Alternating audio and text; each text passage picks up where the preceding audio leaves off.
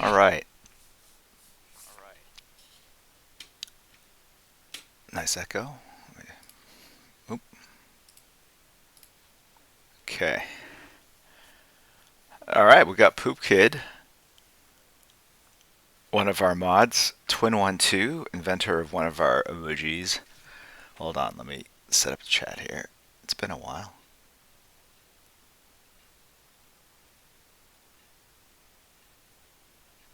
Wait.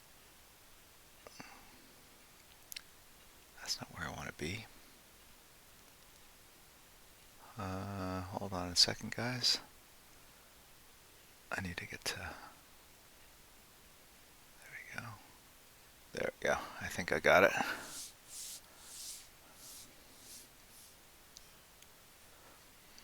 It's kind of a dead weekend. I didn't realize.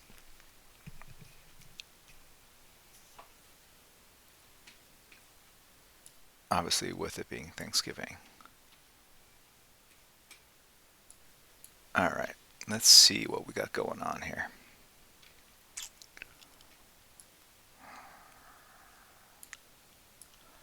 First off, we got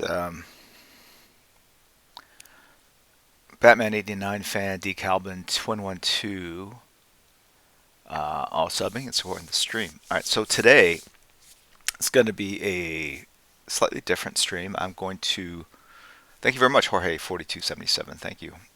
Wishing all of you guys out there happy Thanksgiving. Those of you who celebrate Golf Boy Sunday.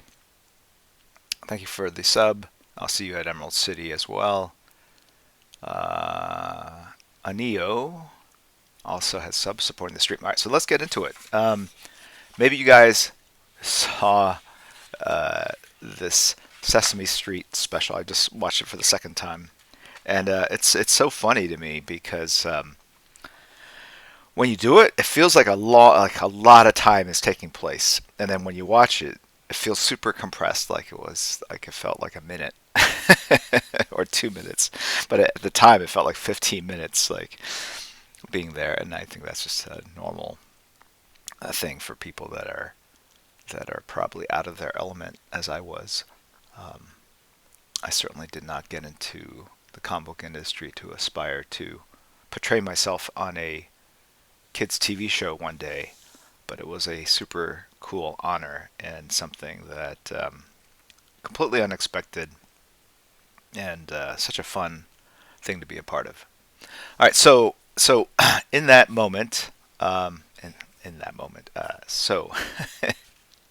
um, oh, I can't show that. Yikes! All right, gotta be careful. What do I?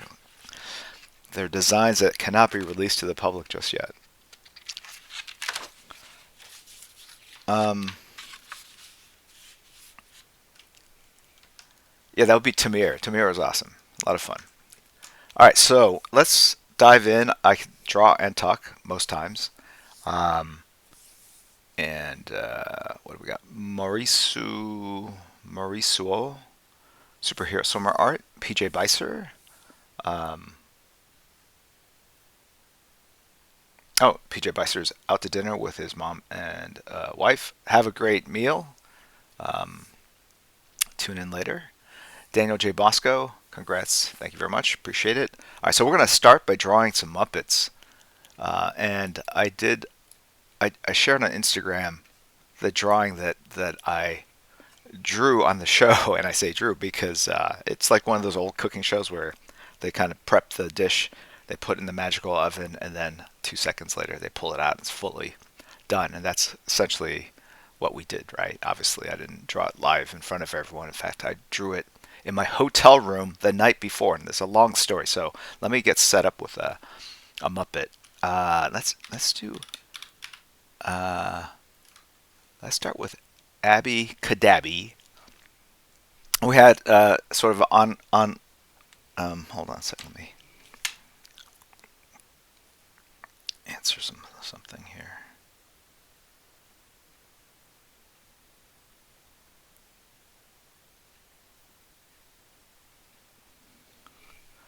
Okay.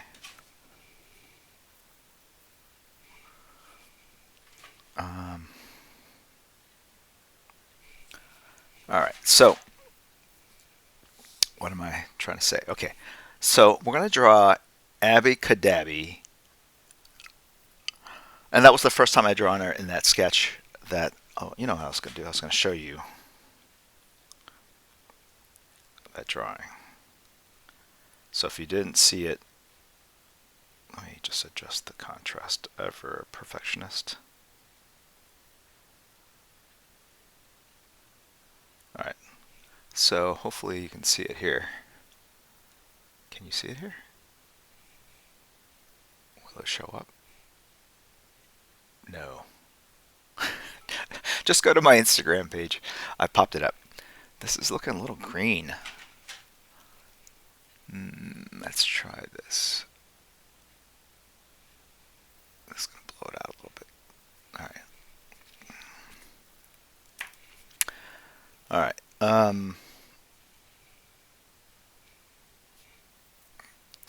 I don't want to mess with it too much here. But the green tint is bothering me. All right. I'm going to go for it. And go for it, I mean I'm going to adjust the settings here. I need to find white balance. There it is. All right. Let's do auto. Yes. Okay, that seemed to make a difference. All right, perfect. So Abby Cadabby. All right. There's a long story here.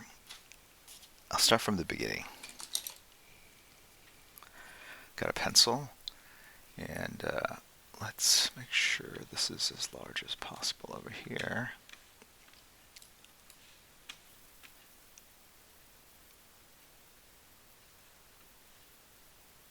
Looks like Twitch redesigned their layout a bit, or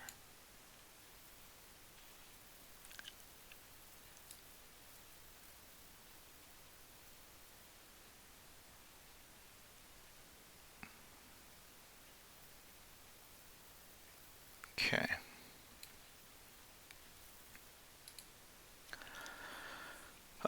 Ganger Banger, Grand Admiral Bertus Jorge 4277 has cheered. Wildstorm CCG, Buchan Red 1442, Waihi, Sketch 22, Parademon 2759, Mr. Imagination 75, Big Boss 138 have all subbed and support the stream. Thank you, Ada 2200 for the bits. All right, so let's start with Abby Cadabby.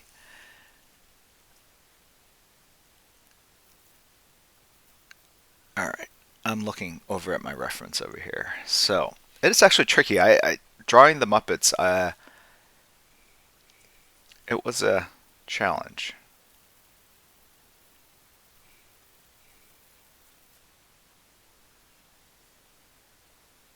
Interesting. Okay.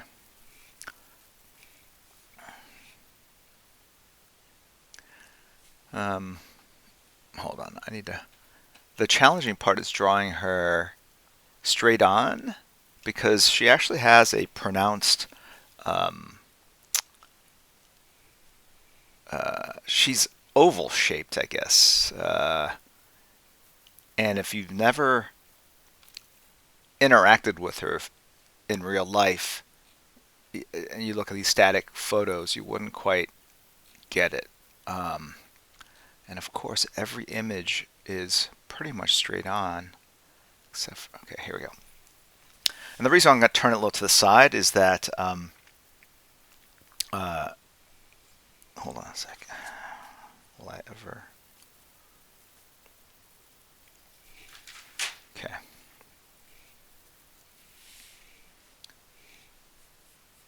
But even this one doesn't look quite like her, so hold on. I'll get to the story in a second. But yeah, so Abby Cadabby is portrayed by Leslie Carrera Rudolph, and she was just a hoot and a holler on the set, and she was just sort of joking about Abby Cadabby's laser eyes, like that would be her superpower, but they would be benign lasers, right? They would be, I don't know, like rainbow lasers. So All right, so I'm trying to the trick of the Muppets and any really simple cartoony type character, whether it's Charles Schultz's Peanuts, is that there's not a lot there. It's like one line defines the shape, a couple lines define the features, and the proportions are hypercritical. Unlike drawing like Batman, where if you look actually at a lot of different Batmans I've drawn, the faces especially, or bodies too, sometimes the eyes are further apart, the nose is shorter, longer, chin bigger, smaller, whatever. But it's very forgiving because there's a lot of detail that kind of distracts you from what is. And once you have the ears and the bat symbol and the cape, you go, oh, that's Batman, right? But they're all a little different.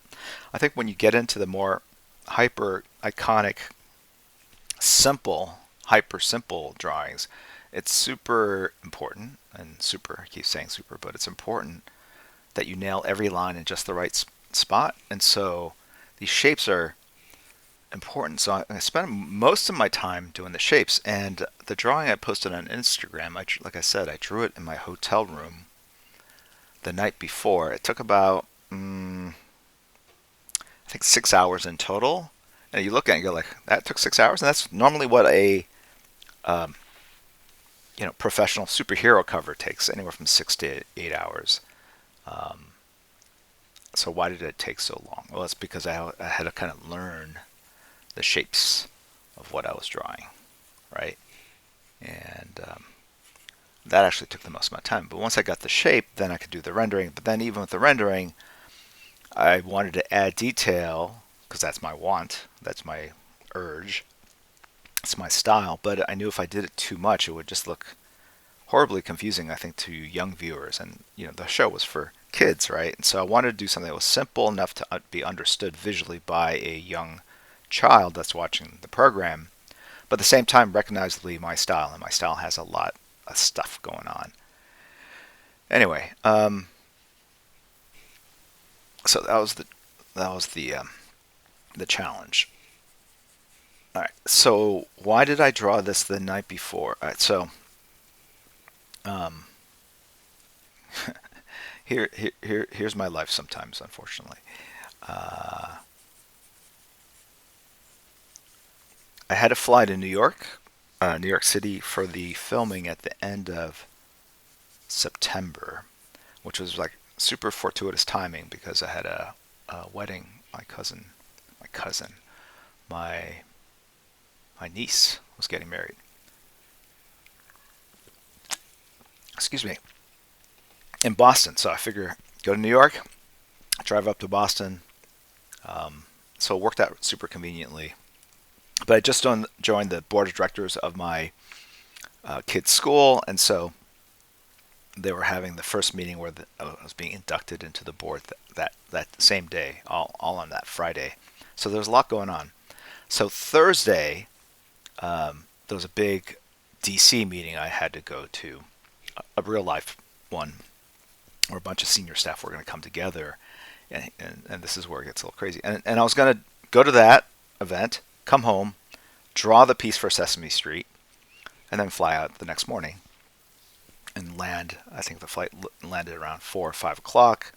The board meeting started shortly thereafter. I would just zoom in while I was in the car driving into the city, go eat dinner, finish that zoom up, and then kind of go over the script, get some sleep, full night's sleep, and then go to Sesame Street on Friday.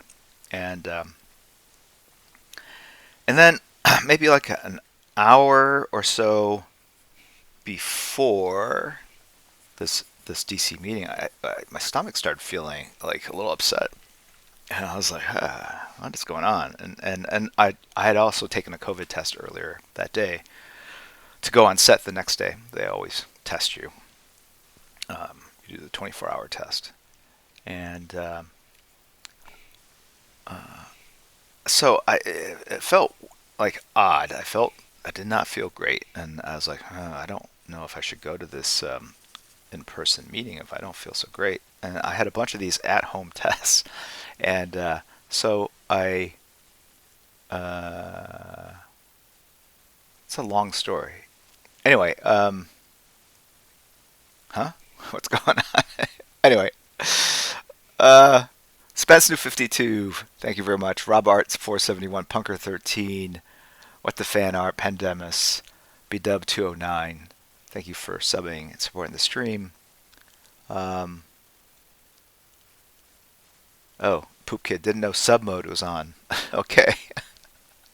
All right. I almost did not get to Sesame Street Big Boss 138. This is a long story. I'm gonna cut it short. Anyway, long story short, I took a home test. It turned out positive. My friggin' stomach dropped. I'm like, what? I couldn't believe it. Like, but also at the same time, I was like, I'm so glad I did this because I would have hated to have gone to this event, got everyone, potentially sick, and so that freaked me out. But I had a bunch of these home tests, and so I took another one, and it turned out negative. And my wife came in, and we're like, stay 6 feet away. She took it. She turned out negative, but at the same time, like, all right, now I'm like, what do I do? I'm supposed to fly tomorrow. I'm supposed to go to this in-person dinner meeting thing. So there are facilities at Warner Brothers where you can go and you get tested up to, I think, 8 o'clock. And so it was almost 8 o'clock, I think, at that point. And I got in the car, drove over there, tried to get it. I could not get it because I hadn't been pre-authorized. Whatever. There's a whole thing you have to do this. It's all like part of being an employee, but it's not something you can just do at a drop of a hat. And then there are these other facilities that you can go to. I drove up to one of those, but then they told me, no, you got to book in advance. You have to have a reservation. Then I went to try to hit up CVS. So my wife was going to different CVSs. I was going to different ones. We were trying to desperately find a place that would do a test because I didn't want to get on the plane the next morning being positive and potentially infect others. And also, the danger was you get to New York and you're definitely positive and you can't fly back. And you're going to quarantine in a hotel room for 2 weeks. There's a lot like, oh my God, should I even go on this trip? Like, it was freaking me out. So we wasted the night just driving around trying to find something. And finally, I just realized I couldn't. So I made a reservation at that one public facility where you need the reservation. It was like for 5 in the morning. I was going to just get up super early, get tested then.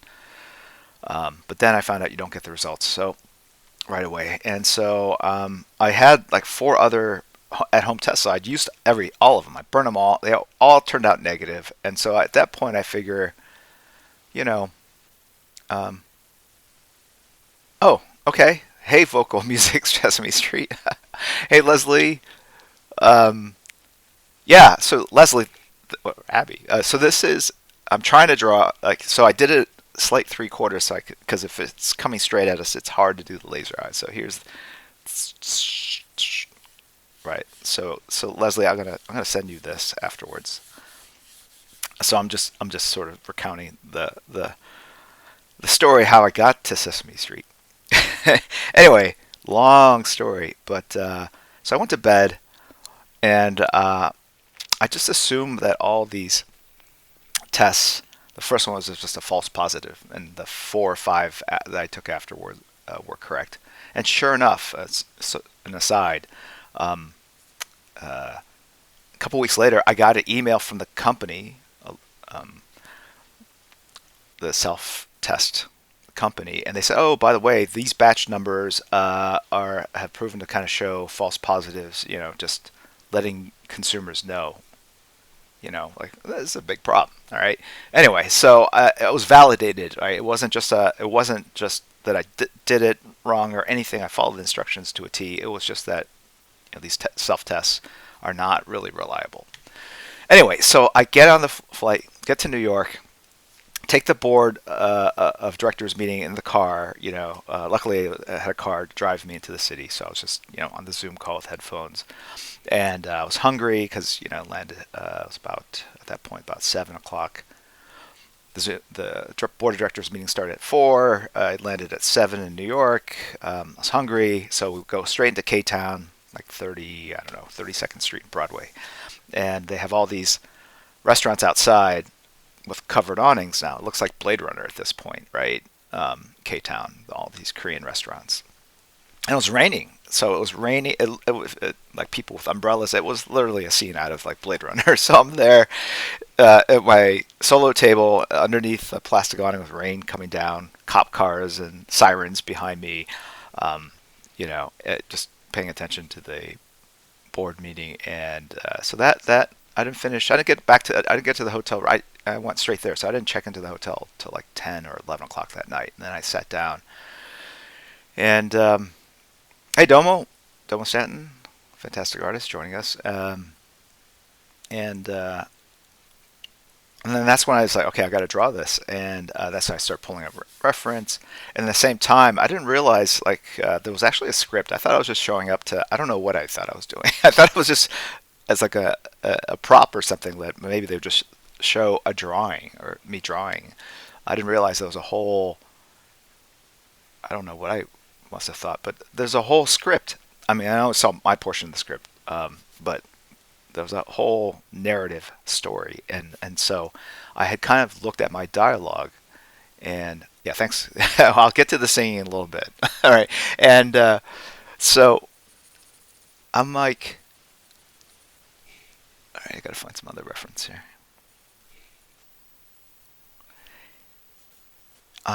And I realized, okay, I kind of know my lines, but you know, um, and then I realized, look, it's very different from like memorizing a speech and delivering it on a stage, right? I've done that, no, whatever, no biggie. When I say that, I meant it's a lot of work, um, but then I realized, oh no, there's a exchange of dialogue, which means I have to know when I say my line based on what. So I have to learn what they're saying. It got super complicated. And late at night, I got to draw this thing. It's 11 o'clock, getting tired. Like the pressure's starting to build, and which is probably what I secretly want. Like, why would I put myself in these situations?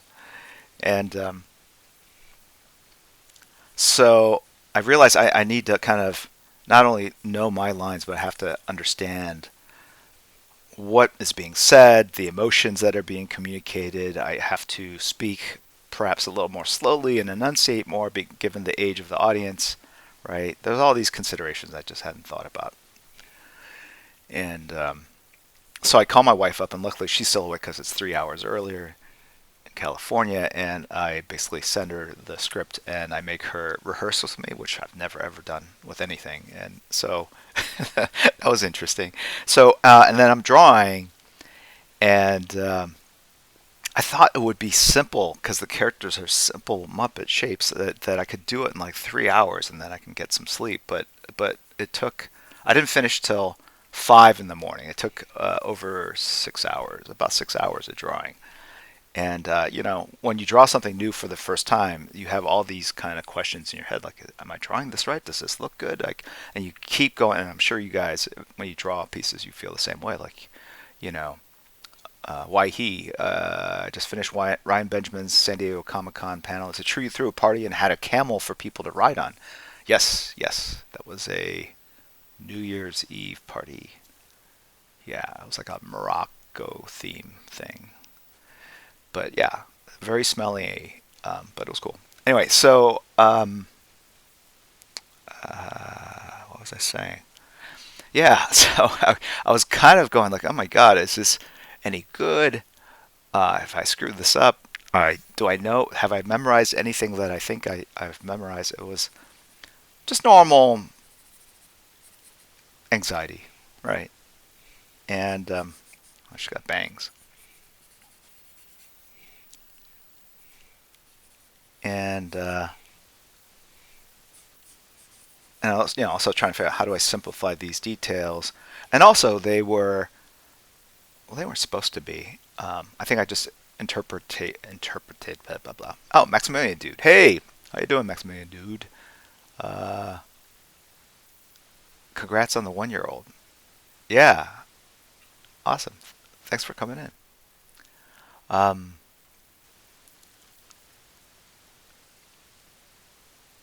anyway, what was I gonna say?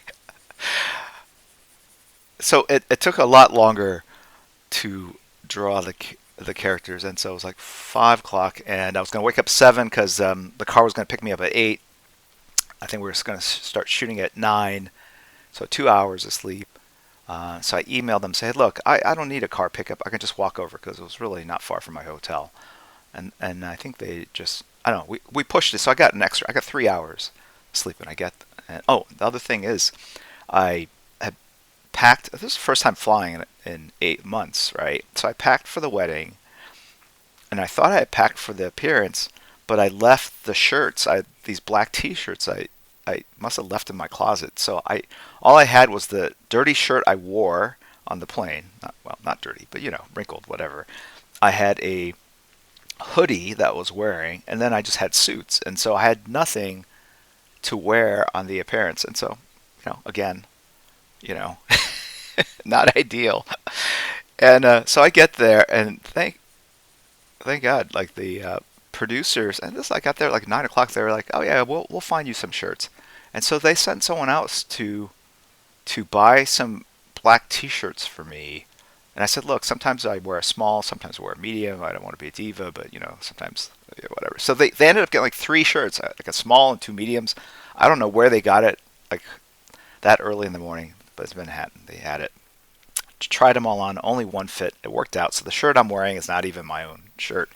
But thank goodness that they had that. And and then I go on the set, and it was a restricted set. There weren't that many people. I didn't feel like there were that many people, and obviously due to COVID and whatnot. And also, my test did the official test. It did come up negative, so I knew I was okay at that point. So that was a relief. Oh, eyelashes come all the way down. Come on, Jim, pay attention to the details. Anyway, also the nose is a little rounder. It's not. Leslie, if you are watching, you can tell me like if I'm missing anything. If I'm missing a detail here? Oh, my Insta DMs. Are you sending me Insta DMs, Poop Kid? Check my Insta. Oh, how do I do this? I don't check. Oh, yeah. Wait, hold on.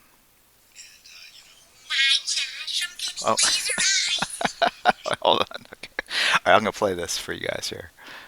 This is my DMs here. All right.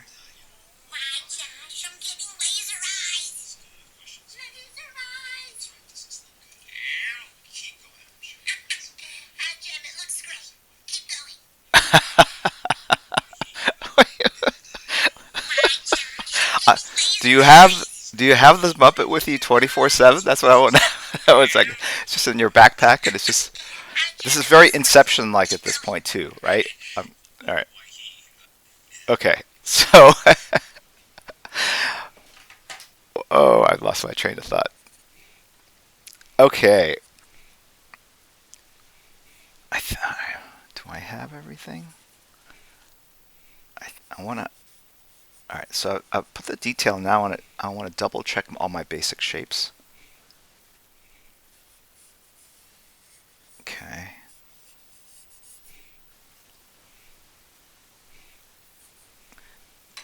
Oh, and I did put them in superhero outfits, but let me see if I can double check which one I used here.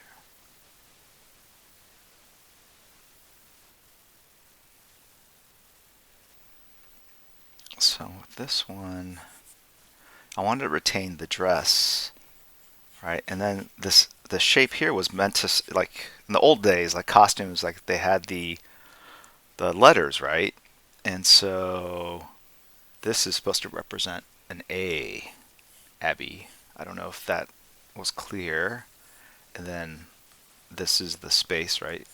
Here's what an A looks like for all you little kids out there. And so this flower shape is supposed to meant to evoke that. And then here, that's the belt buckle. Did you guys get that?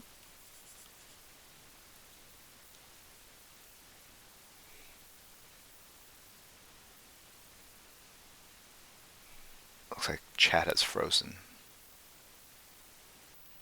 Don Mac 87. Yeah, my brain is scattered. Okay, Got it. See, this is why it takes 6 hours to draw this, right? Like you want a well, look, I couldn't draw them as like Batman or Superman. This was not a DC sanctioned thing. Obviously, they let me go on the show, but it was not something that DC put together. It was just fortuitous, as far as I understand. Like that, just they just reached out to me because they wanted to introduce this Korean Muppet. Sorry. Okay, and then here's the belt. Okay, and then rather than do the fairy wings, I want to do more like glider wings, right? So let's do the glider wing here. Right? Can you imagine like doing this live on the show? Like, yeah, that's why I was like, because they were saying, well, maybe you could draw something quick, you know, while we're filming, and I know how fast. Some things I could draw fast. This I cannot draw fast, so I knew I had to do it all in advance. That's what I'm trying to say. Okay. And then gave her gloves, and to me it has a very kind of Legion of Superheroes 1960s vibe to it, the design of this character. So anyway, like I said, I couldn't make it like, okay, yeah, this is Superman, Wonder Woman, Batman, right? The analogs on the Muppets, right? Because that would be a no-no. I've been in enough meetings with our awesome attorneys. Well, actually, Jake Hogan, who is the DC attorney, who was still on the East Coast because of COVID. He came in, so I actually had someone from DC there with me, reading all my contracts. But anyway, all right. So, all right. So I think, and the way, like, I figure when Abby flies, rather than energy, which might be like a little aggressive, like it was um, butterflies, flowers, kind of like would show up in her path. All right, so let's. So instead of like a rainbow streaking across the sky, you would just see multicolored flowers. This is a black and white image, right? But in my head, this is what I'm sort of seeing. Right, and the flowers get smaller to suggest that she's kind of moving forward in space. But then, even with the laser eyes, is it like, Man of Steel? Like, are we going to draw like red veins like popping up? No, no. We want to keep this appropriate, suitable. So let's, it could even be, like a character's psychic manifestations, right? Like, was it Psylocke that had the butterfly effect? I think Jean Grey had something similar. I don't know, but you could stylize a butterfly like that. So it's like laser eyes, but when they come out, they either look like a butterfly or flowers. I don't know. Maybe they're more pulses, right? Rather than full-on beams, right?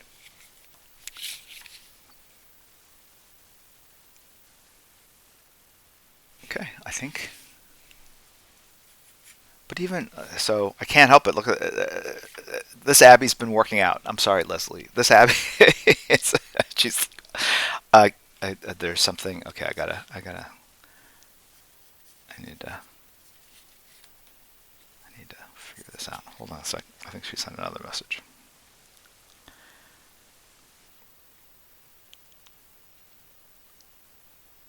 Maybe the belt buckle can be filled with frosting. Wait, what? Wait, hold on. I don't even know how to use. Maybe the belt buckle can be filled with frosting. Frosting. Frosting, I think she said. Maybe the belt buckle can be filled with frosting. Frosting, okay. I love it. All right, the belt buckle can be filled with frosting. Oh, maybe it's like, right, like frosting on a cake. Oh, look at this. Yes, it's like frosting on a cake. All right, and this narrow down that these shapes here a little bit. Okay.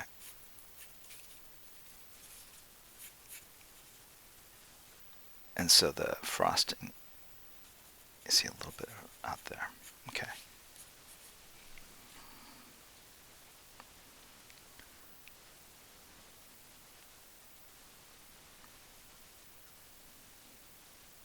Okay. I had more of a mod bottom to the skirt, like it was just like straight. Again, but I do like the frilliness. So let's add that back in. I'm going to put this leg out further. Some sort of Dutch wooden shoe thing going on here. I don't know what that is, but there we go. All right. So hopefully you can see all that.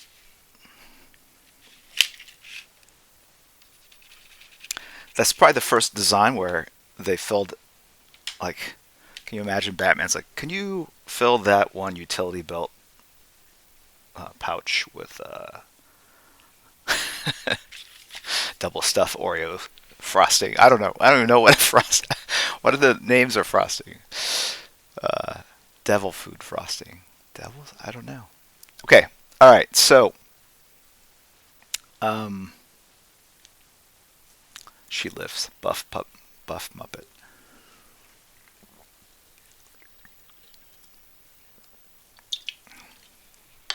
All right. So now we're gonna ink it. And when I did the piece for the show, I knew again that it was gonna be on camera, and little kids are watching. So I can't draw something with lots of little lines, right? Like if you look at something like this, right? Like the rendering, and it starts getting all busy and stuff, right? So I used a Sharpie so that it would be force myself to think of just strong bold lines, right? Frosting, vanilla, chocolate, and pink. Okay, you had me with vanilla and chocolate, but pink is not a flavor. I mean, it's a lifestyle for sure, but it you know strawberry maybe, cherry, or maybe I don't know pink. I don't know. Pillsbury, Duncan Hines, Betty Crocker. Again, brands for frosting, but not frosting flavors. Okay. Wow, we're okay.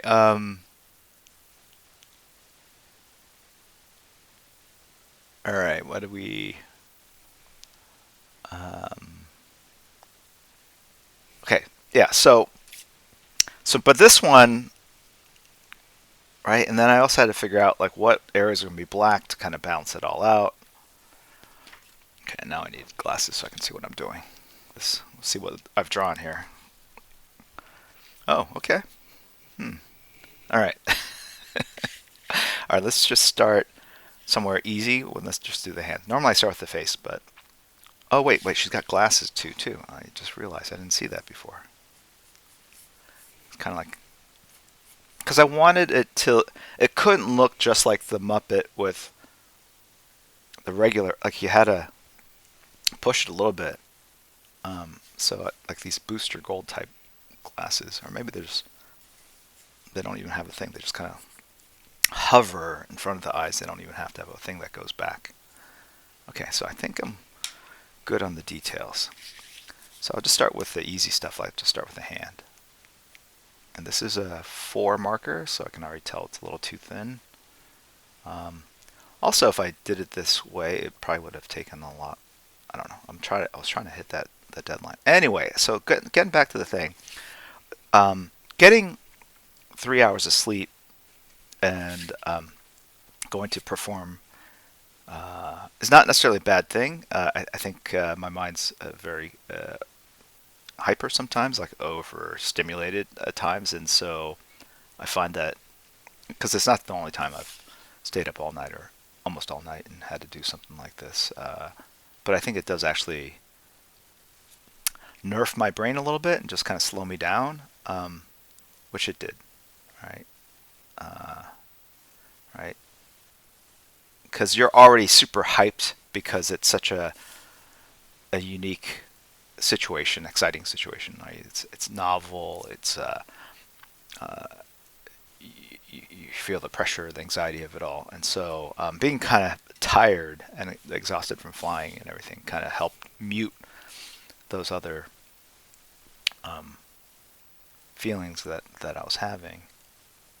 And so yeah, I went in. They actually had a person on set whose sole responsibility was to monitor COVID protocol, right? So could only be a certain number of people inside the room at a given time, et cetera, et cetera. So I met the folks that the writer, um, the person who designed Ji Young, Kathleen Kim, who was the puppeteer behind the um, the new Korean Muppet, um, and it was all shot in front of a green screen. And then Alan Muraoka, who plays Alan, uh, he also was co-directing it, and so we got into the area, and the rehearsal was Leslie and Kathleen, the puppeteers on the ground, and it's really cool. They sit on these sliders. They're like moving pads. Like when you move heavy furniture. I don't know what they're called. It's like a square with four wheels underneath. And you can put stuff and move it around. And so, because they can't squirm around without, they have to be able to kind of glide and move around on the floor. So they're all sitting on these I don't know what to call them. Gym class scooter, a dolly. Yeah, dolly. It's Jeopardy. A dolly is correct. What is a dolly? You need to say it in a phrase of question. Phrase it as a question. John Boucher. And then, so they were all. I'm standing there, and they're on the ground with their hands up in the air like this. And so it's just felt really odd, and I'm sure they could sense that I felt uncomfortable because it was weird. And they said, what, let's just put the Muppets on, and I'm sure like you put the Muppets on their weight, and you know, it's easier to rehearse with just your naked hand. And um, so yeah, Big Boss 138. I was smiling the whole time. Those were genuine smiles, just because as I continue to explain it, I was literally just going like, wow, this is so surreal and fun and weird and it's so different from anything else I've done. Because I have been on shows where I was on a TV show where I had to portray myself, which was very challenging. I did not do a good job. That was not comfortable. Same situation, but it was different because I was interacting with Muppets. Anyway, so they put the Muppets on, and what's interesting about them is that they're not looking up at you because they can't see what their Muppet sees, obviously, and so there's eye line to really make the Muppets look real when they're talking to you. They should look at you, but they can't tell that from their vantage point. So they actually had little monitors on the ground. They each had a monitor, and yeah. So here's a. I don't know if you guys can see this. Oh,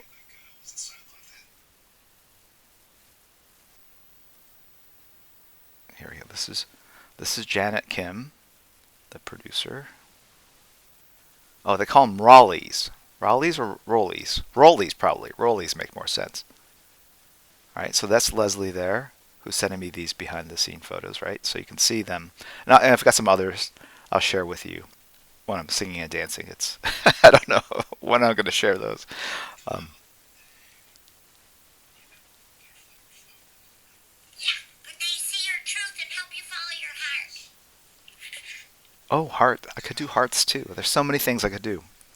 Um, anyway, so they went to the trouble of putting on the costume. Oh, anyway, so they look at the monitors so they can see themselves. But the way I guess Jim Henson had it, the very first iteration of these cameras was such that they weren't properly mirror reverse. So if you want to move left, you have to move to the right, right? So it's flopped, right? Although there's modern technology where you could do it and you could sync it up, but being pure to their craft and wanting to lean into the legacy and the way it was always the tradition of how it's always was done, they still defaulted to the old technology.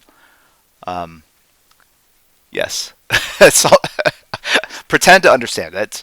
Did that make sense? They still do it in reverse, is what I'm trying to say.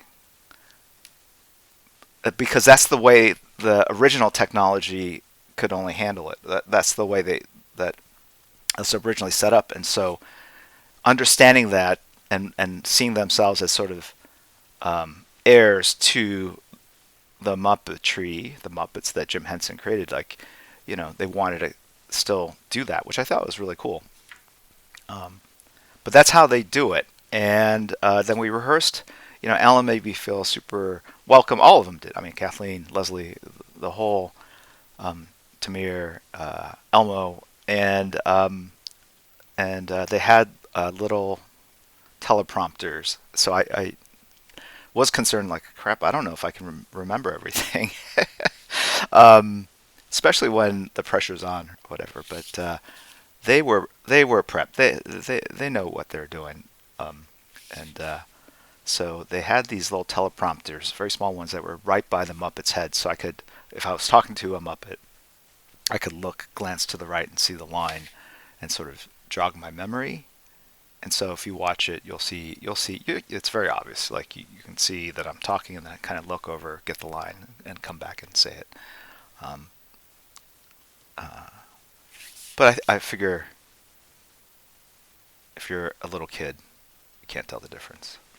Um, anyway, so that gave me some confidence, and we did it. And I'll just tell you, I was smiling so much because I was just giddy with joy. It was so interesting. The way I describe it, it was like if any of you guys have young children or nieces or nephews and you play with them with their dolls, like whether it's Barbies or uh, Pokemon plushies, GI Joe, whatever Star Wars figurine, like that's what it felt like. It felt like the purest energy that you had as a little kid when you pretended. And I think that is the kernel. That is the heart of acting. But as an adult, when I perform with other adults, I feel like it's fake. I feel so uncomfortable in it. Like we're both grown adults pretending to be something we're not, or I don't know. It's weird.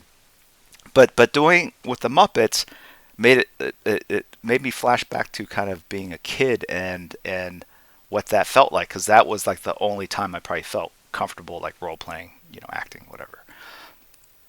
Um, and as an adult, you become more and more self conscious about it, right? But as a kid, you don't. And certainly as an adult, when you are playing with your kids, uh, you get into it, and to them it's magical, and that's what it really felt like. And I remember like even touching the Muppet, like Tamir or something, and just like it felt like they felt like they were alive actually at that point.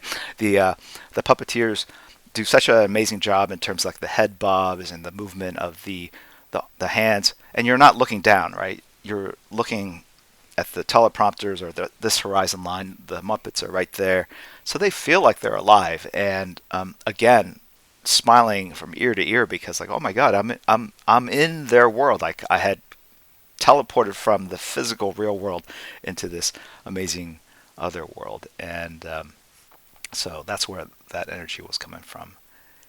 And then after we did that, I didn't know there was like a song. I have not watched Sesame Street in a long time, but and this was not. I don't think this was in the script. And they were just like, you don't know the words? I'm like, I don't know. And so, and also, as many of you know, I cannot sing at all, right? I just don't have. I was hit by a truck when I was a kid, and that's what I blame it on. I feel like it was like Daredevil, right? He was hit and he couldn't see, but his other senses were heightened. So when I got hit by a truck, true story, I was at 4 in Korea, and I remember being underneath the truck and gravel falling in my face. The wheels, fortunately, I was like right in the middle, so the wheels did not run over me.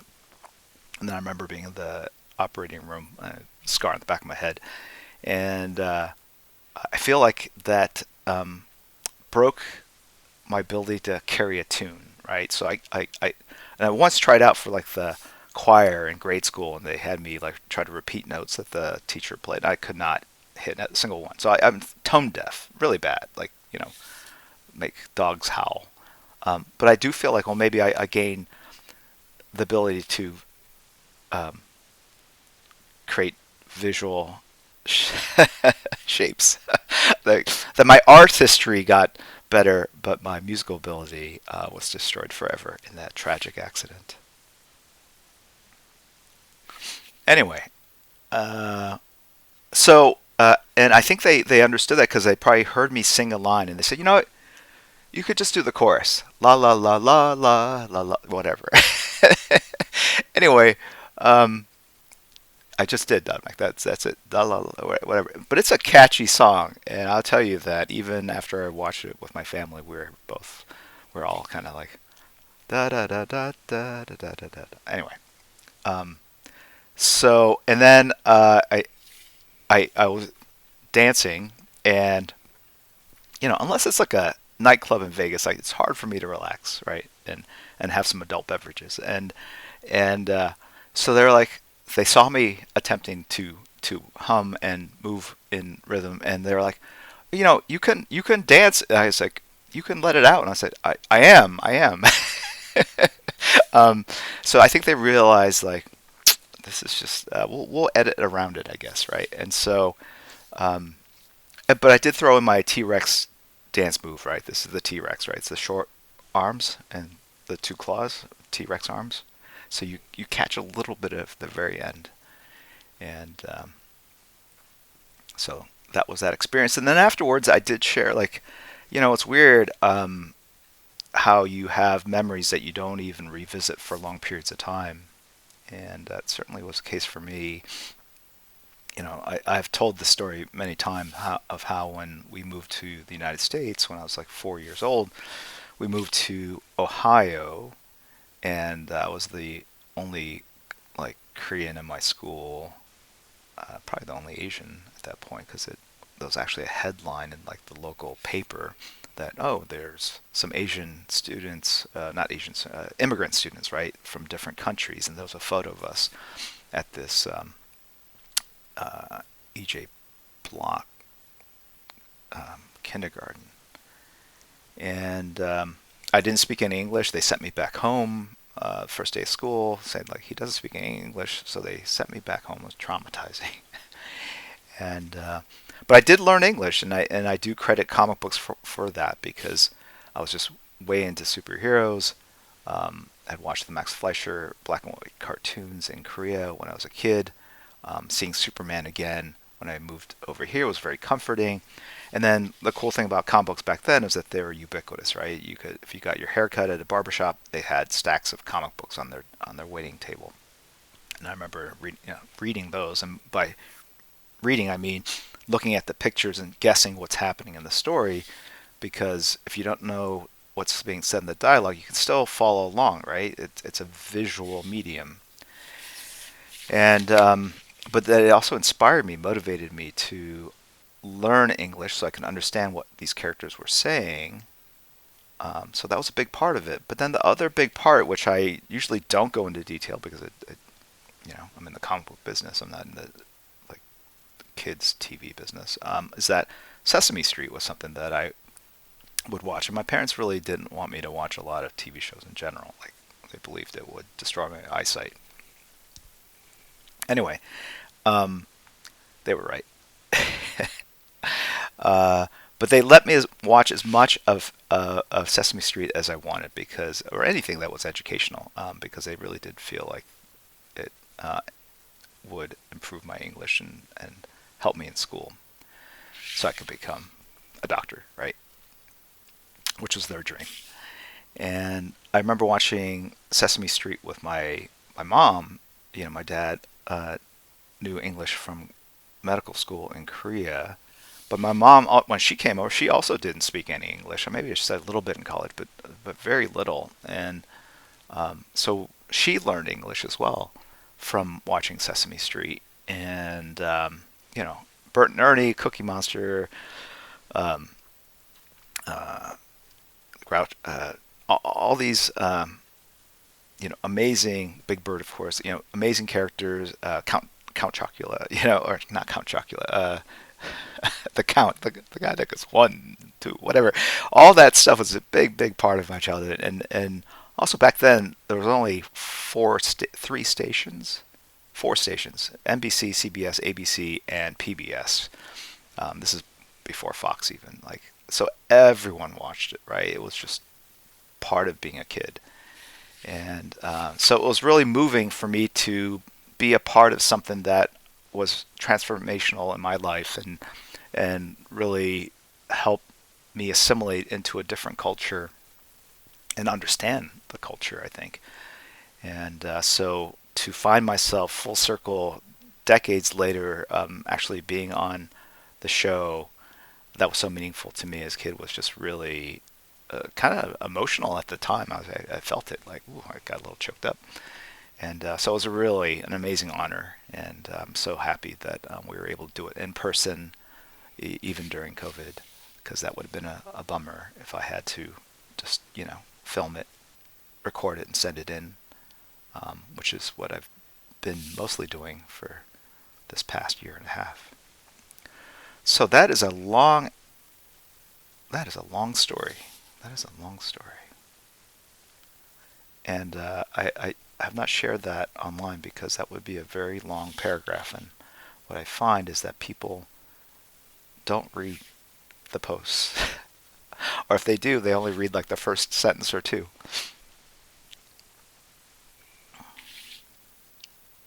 Okay. All right. The reason why I'm starting from the bottom is I haven't drawn in a while. And so this just gotta get me back into understanding kind of my motor movements. Okay. I probably drew her too angular, like too triangular in the uh, in the post I put up. But trying to. So this is my second attempt at drawing Abby, and so I already feel like this is light years better than the first.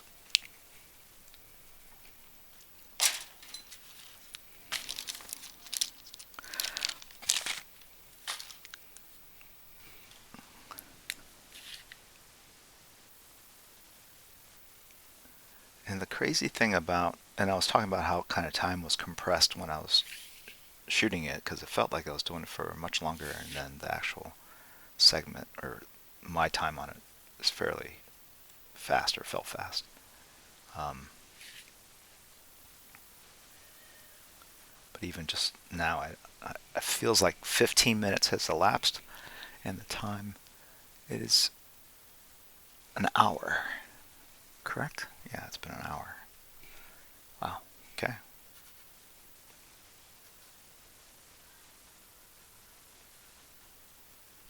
I moved up. This is still a 4, right? But you can see I'm kind of going over the lines just to beef them up a little bit.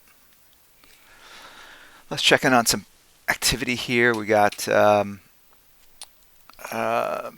Mizrath. This is Patrick. Skeletoni Art. John Boucher. Big Boss 138.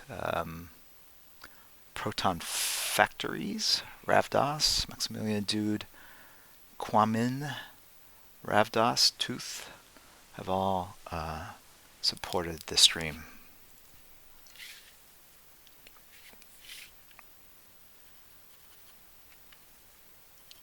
All right, let's see.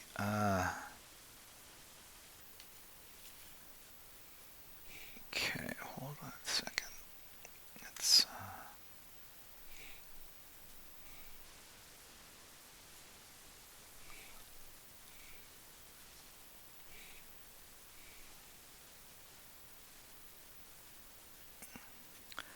Oh yeah, so there's other stuff that I haven't shared. Like so, I got to meet Big Bird. I got a feather from Big Bird, which is awesome. It's over there. They gave me a Sesame Street sign with my name on it that I probably on display as well. And so yeah, I was so happy that it went well, and definitely a highlight of my career. And the funny thing is, I was sharing this with my wife. Like, I got into comics because I wanted a job where I didn't want to be faced with those kind of pressures. I didn't want to work with other people.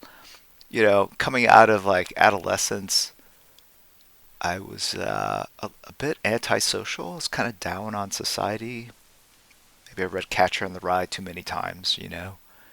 Um, I remember like my summer jobs. I worked as labor for construction. Um, literally labor. They would just go labor. Dig this ditch. Labor. Carry these 2x4s, whatever. And then I worked at Six Flags. You know, making chicken sandwiches. This is the one in Eureka, Missouri. But then I also worked in a warehouse at a hospital. And my dad, who was a doctor, he got me that summer job. And I remember delivering stuff on all the different floors and just seeing adults interact. And I felt like, man, this is so much pressure. Like I just could not comprehend it. Um, just felt like too much. So like the idea of drawing comic books, just like I'll just stay at home. I don't have to like interact with anyone. I don't have to impress anyone with my ability to speak or whatever. I just don't have to be social. I can just do the work, and all they will see is the work, and that's all that I will be judged on. Was very enticing to me, and that's like drawing comics is like the perfect gig for me. And then lo and behold, uh, comics have really just transformed pop culture in ways I could never really have imagined as a kid. And here we are.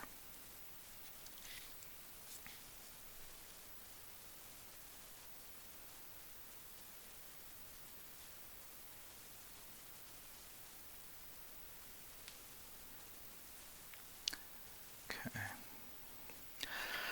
Got to decide again how I'm going to do the laser eyes here, whether I'm going to just draw them out or do some sort of special effect.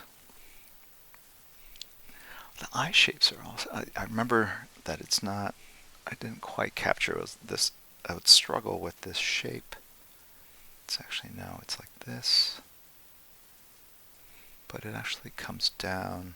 Like it's not a square or a circle. It's more of a goldfish type shape, right? Where it's wider up here, and then it does kind of flare down a little bit like that. Okay.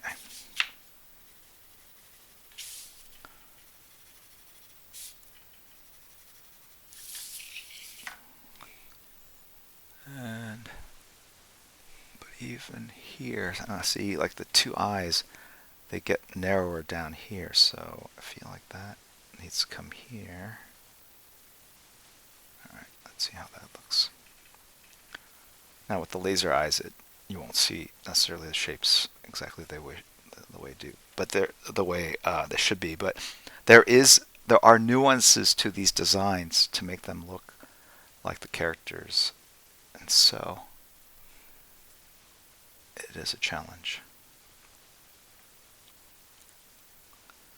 What I'm trying to say is like instead of drawing all those Muppets, if I just had to draw the Justice League, it might have taken me. It probably would take me the same amount of time, but it would have been a lot easier, less stressful. Okay.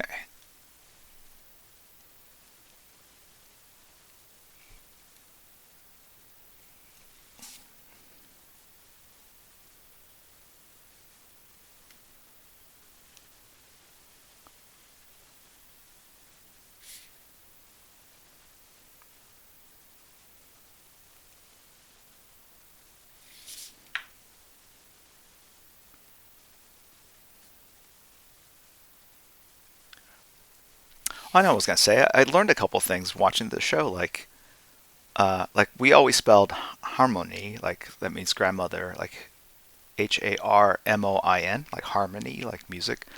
It was interesting to see that they spelled it L, and then tteokbokki to me, I've seen it spelled a number of different ways. I think there's some standardization needed, like even like jjajangmyeon, which is like a northern Korean dish. Like I've seen it spelled two J's with a CH. Like how do we spell it? And then the other thing I learned was whiting, Hwaiting,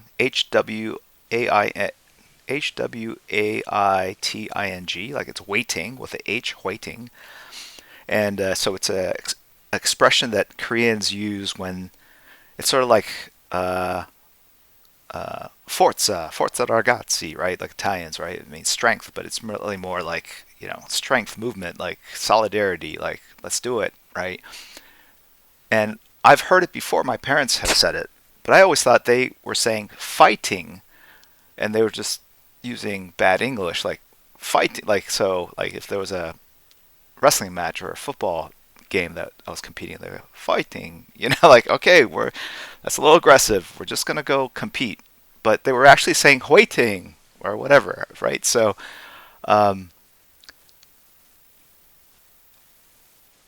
Oh, it literally. So, all right. So, Golf Boy Sunday. It's literally a translation for fighting. I don't know. I'm more confused than ever now. Um, anyway.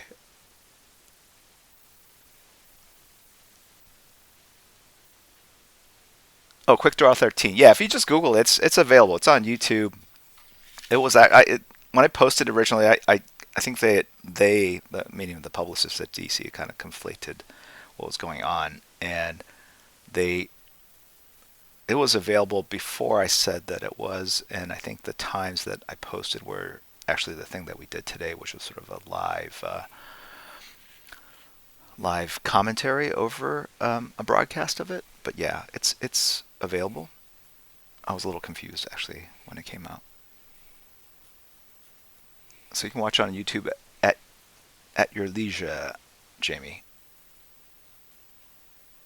Quick Draw 13, uh, coming in all the way from Australia.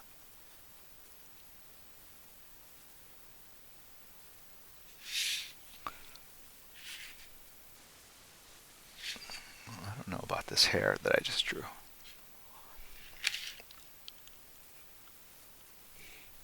Oh, you know what was also really cool about the Muppets, right? Like normally you have makeup people come and they dab you in between, you know, moving shots around or the sets or as they get set up. And I had no makeup, which was fine. Like I actually don't. That's not my thing. It always feels funny on my skin, and then it irritates my eyes even after I wash it out for a couple days. And but the Muppets have people come up and they take the lint off. They have like a lint brush. They have like this whole thing to keep them just pristine. And um, so it was interesting, kind of seeing all the behind the scenes of that kind of stuff.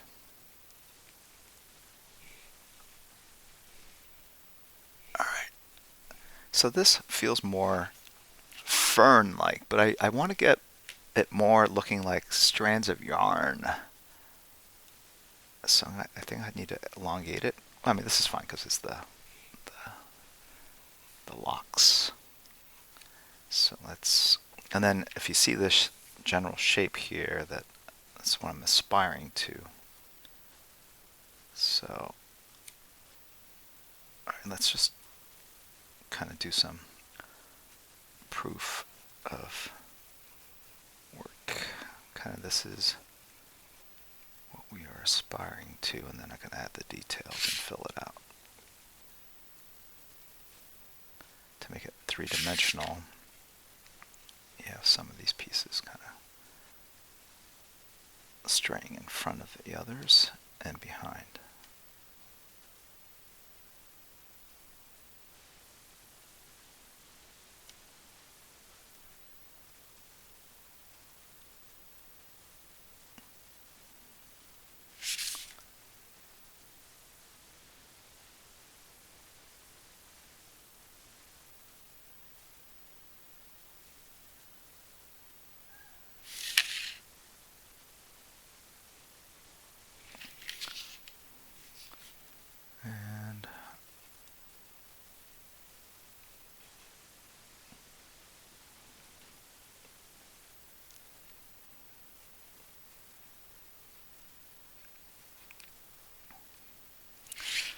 So you can see I've thickened some of the lines. I've gone in my final pass. I am going to add more weight onto the lines here.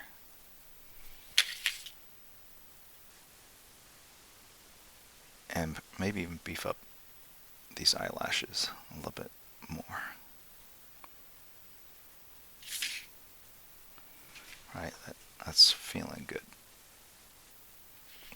But I got to decide exactly what I'm going to do over here.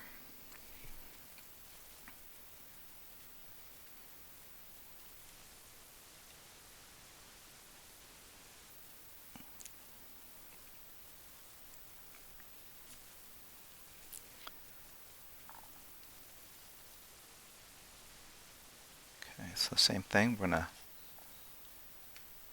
do the bits of yarn that kind of define the shape and flow, and then I'll fill in the rest. It's kind of when you do like webbing on costumes or scales on like Aquaman's trunk, it's also a good idea to do this so that you don't fall off of, because if you do each scale or hair and go this way, you're drawing the trees but not the forest, right? So I'm trying to approximate the shape of the forest and then drawing the trees in. If that makes any sense.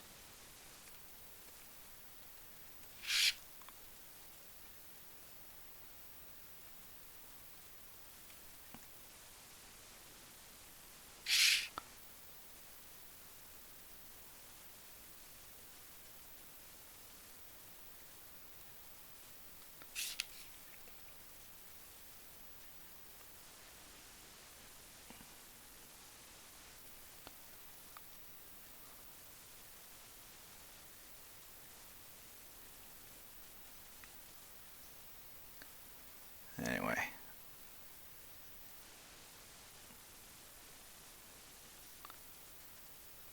Okay.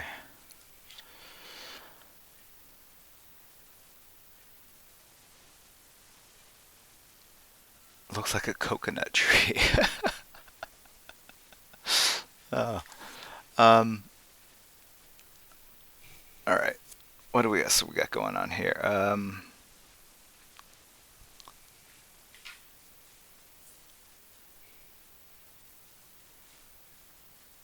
Right. Does that work? Yes. All right. Let's hope. All right.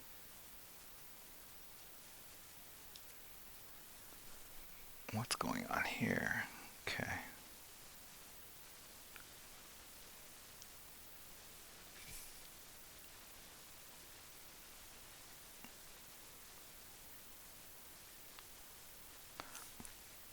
So these are the kind of decisions I think you make when, especially when you're translating something that's not in your base style into your style. Like, okay, how do I make this recognizably like a Muppet, but also something that fans of my work will go, oh, that is, I can recognize who drew that, right?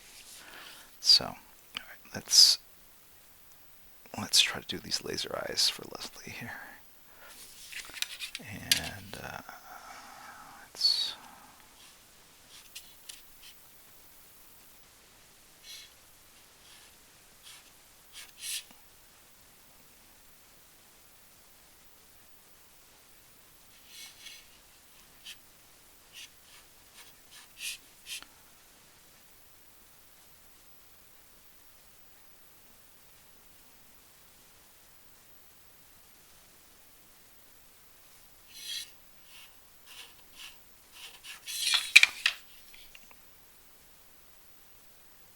I feel like rather than like be sharp, like it would be like like it would be blah blah blah blah blah, right? Be warmer and more comforting.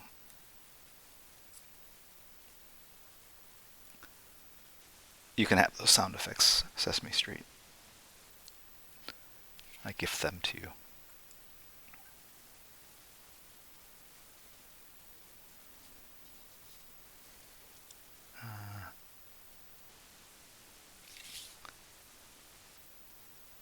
Okay, got little bits of energy coming off.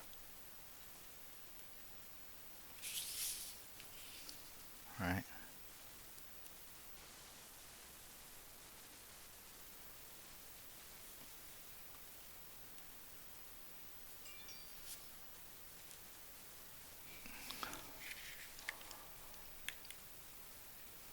They're comforting laser eyes. That's right. It's like the lasso of truth.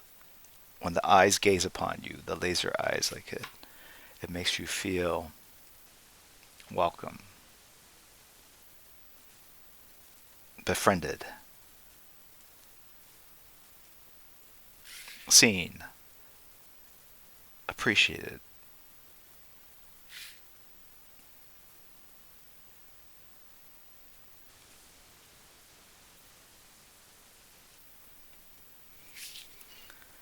Okay.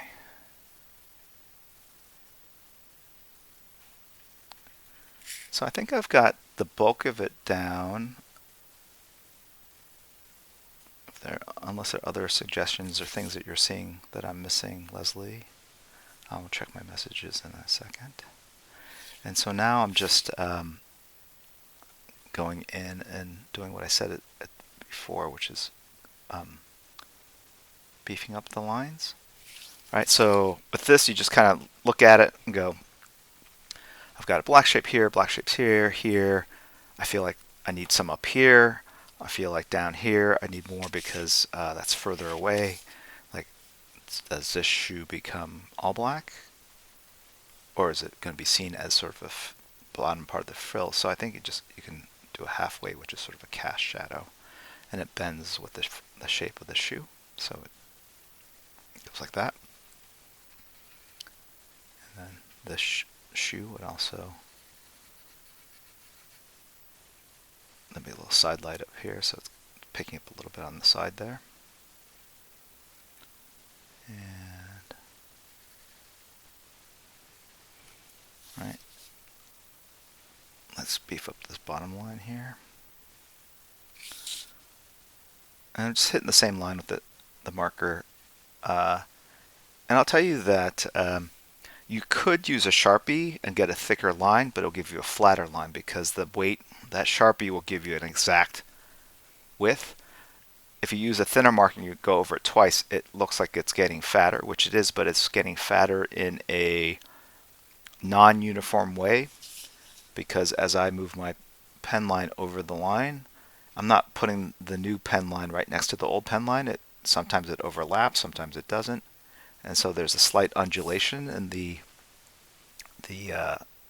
line weight, which creates for more visual interest and a kind of handcrafted look. All right. So I don't draw out too much with Sharpies.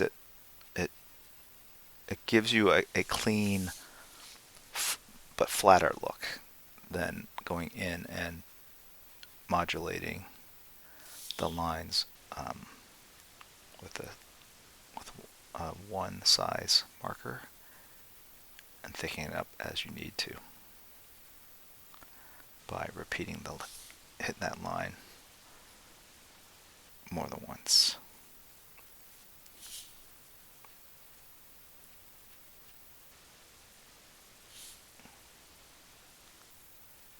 So also, the thicker lines give you a bolder final image, right? It just makes it pop more off the white because it's white on white. There's not going to be any grays per se, although maybe I might drop something in with pencil actually, just for fun. Okay.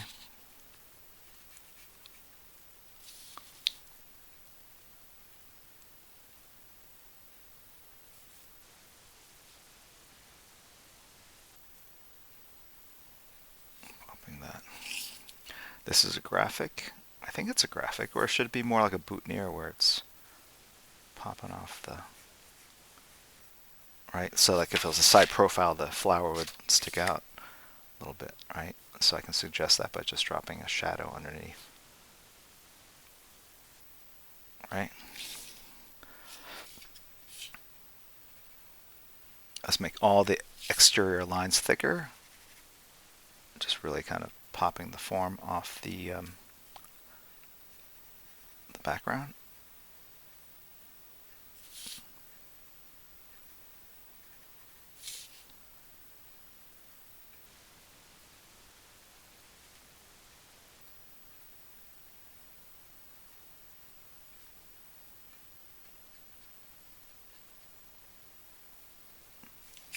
Okay. Bottom part of the ear. In general, like the undersides of things should have a thicker line than the top sides.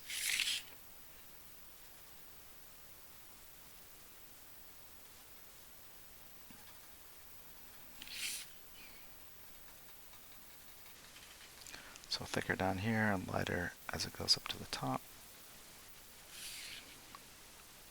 Bit more of a smile. Darken that eyelash a little bit more. I rotate the paper to lean into my natural ability to draw a straight line at certain angles. It's easier at certain angles. So rather than trying to struggle and hit that line with my hand, I just move the paper to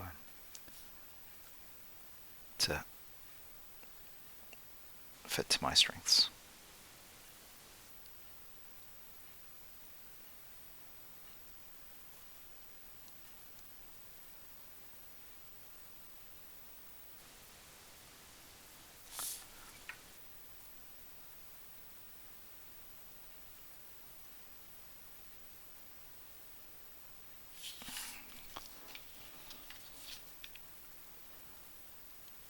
I would want my satellite to be in the form of a Muppet.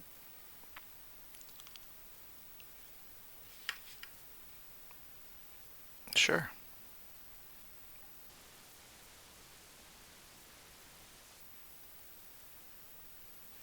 Yeah, I think what you're trying to say is like moving the paper isn't necessarily it's not going to necessarily solve things that you're trying to figure out. So maybe it's a later move, like as you get more, like you need that consistent stroke. And once you develop that consistent stroke, then you can move the paper around and lean into it.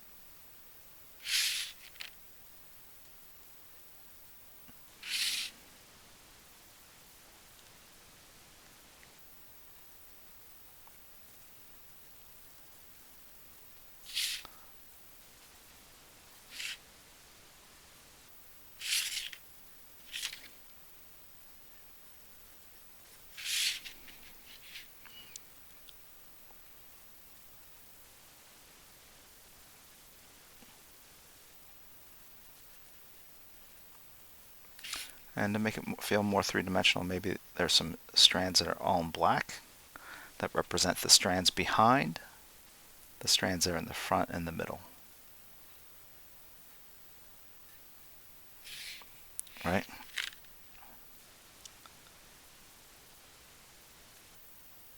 So you can see how that kind of makes a big difference in how three-dimensional some of these shapes are feeling. Right, so you can kind of see that's the end result. We're going to take this and get it to there. And maybe there are a couple in here that are the same way.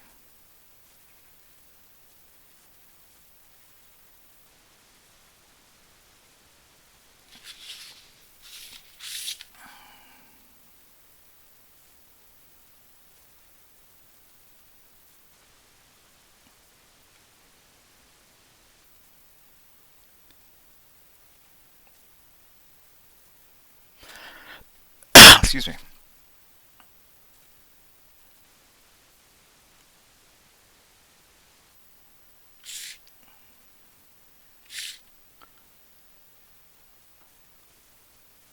You know, I forgot to mention Kermit the Frog.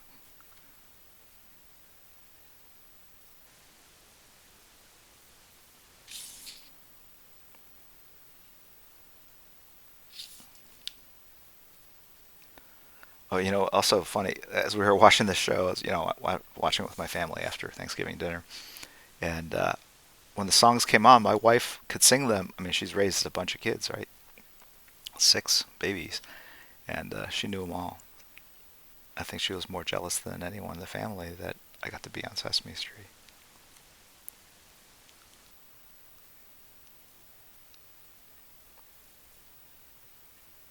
All right. I think winding down the hair and what's left is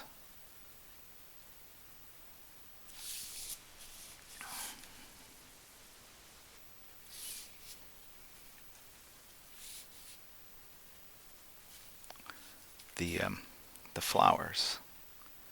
But the flowers are going to be like more abstract. Flying egg yolks. Uh,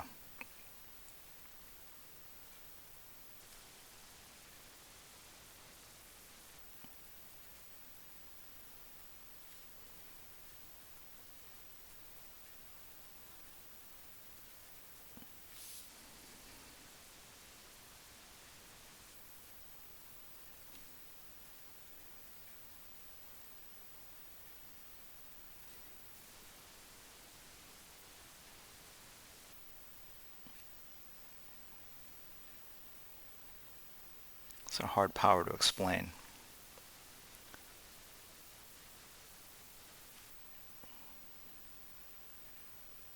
Flower power.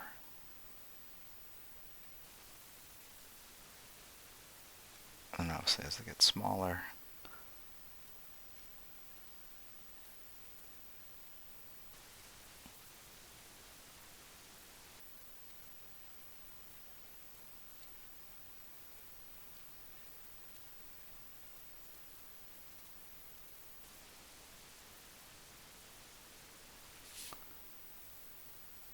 look, looks like they're flowing into the desk.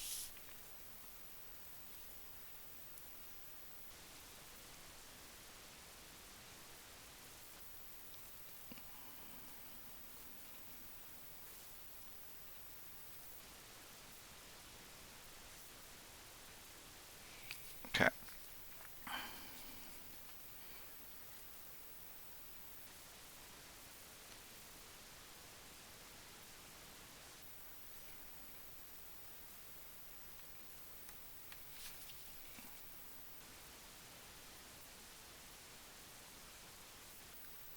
A little bit of overlap so it feels a little 3D.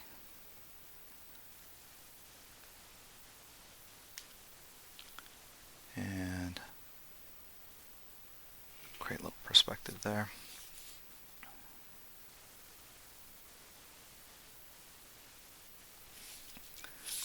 And then a little couple shadows, cast shadows underneath the hair here to make it feel a little three-dimensional. We'll add a little weight.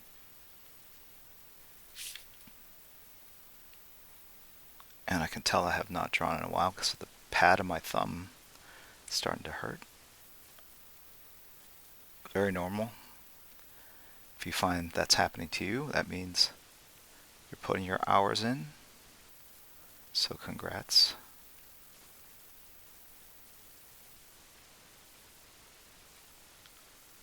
Okay. Add a little texture here and there so we know that they are a Muppet.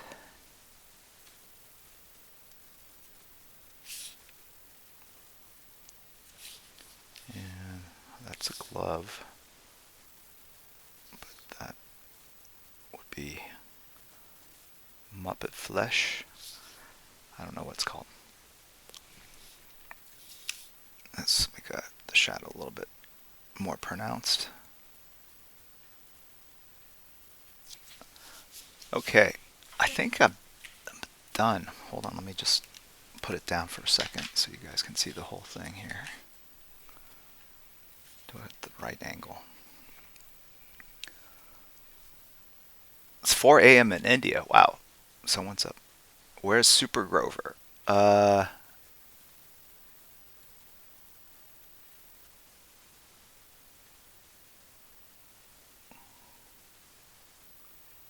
Glider wings. Yes, glider wings. Thank you, Sketch 22. Yes, glider wings.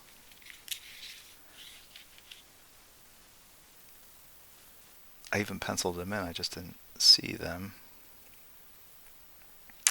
And that, if this were color, like I would do watercolor, like put water and then take color and then just have it sort of spread out. That's the power of watercolors. I got to clear all these shapes so that you can read it. Right? I had to go over here, behind there, in front of it. Like I couldn't have the glider end behind the laser eyes, right? And let's undulate this line a little bit more so it's a little more pronounced.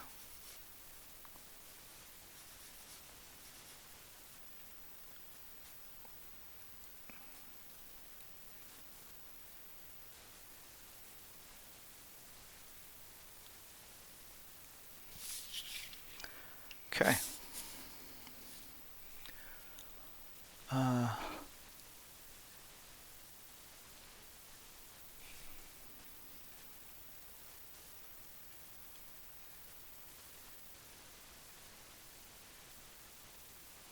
Make sure I spell this correctly.